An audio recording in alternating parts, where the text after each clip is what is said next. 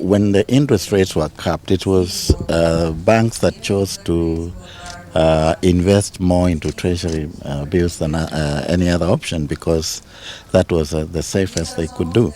But now that we have liberalized, we are beginning to see them moving out. And we are also in our fiscal consolidation regime. If you look at the budget policy statement that we are releasing this week, we are submitting to Parliament, you will see that we are on a fiscal consolidation path. What do I mean by that? We are reducing our borrowing, and that is mainly to ensure that we don't impinge on access to credit by the private sector. So that is not going to be an issue going forward. We are delighted that Kenya has taken a big leap in easing access to credit through widespread adoption of digital lending, thanks to the innovative payments infrastructure underpinned by M-Pesa. Various concerns have, however, arisen on some downside effects, namely data protection, fraud, listing of small ticket loans in credit bureaus, effective cost of credit, and other consumer-related concerns.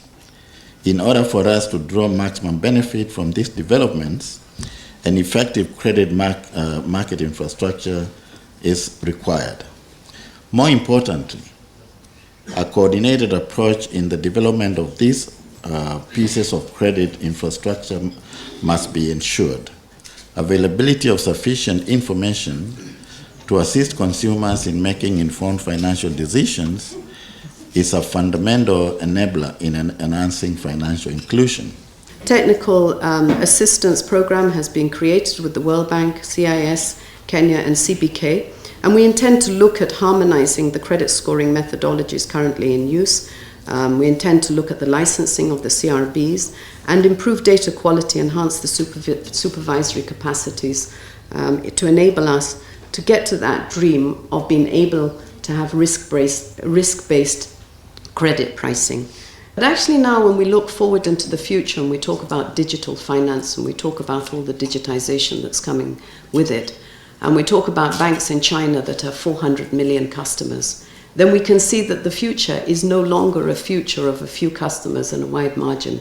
The future is many customers and a very small margin. And so Kenya needs to move in that direction to survive. The Kenyan financial sector must move quickly in that direction for it to survive. And the CIS is part of that. These are the tools, along with artificial intelligence, which will enable us to assess and properly interrogate our financial sector so that we can understand how to move in that direction.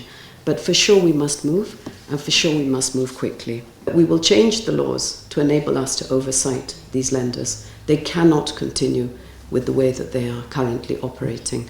I find it interesting, about November last year, we had a lady come to the central bank to explain to us how her husband had committed suicide following getting involved in one of these lenders. And what this lender had chosen to do is, when her husband was unable to pay the debt, then what the lender did is, through the digital abilities that they have, they extracted the contact list of her husband from his phone and then started sending messages to all the contact list, including his mother, his grandmother, his aunt.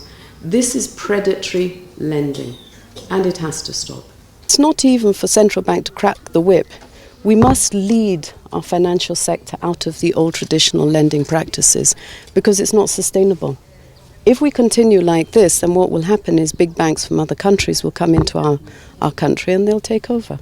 They'll provide lending at rates that our banks will not be able to compete with. So our banks have to change now. So to me, it's not even us fighting them.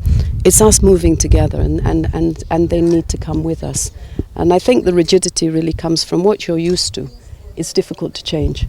So we must walk with them. But we will insist that the implementation of the Charter is followed through.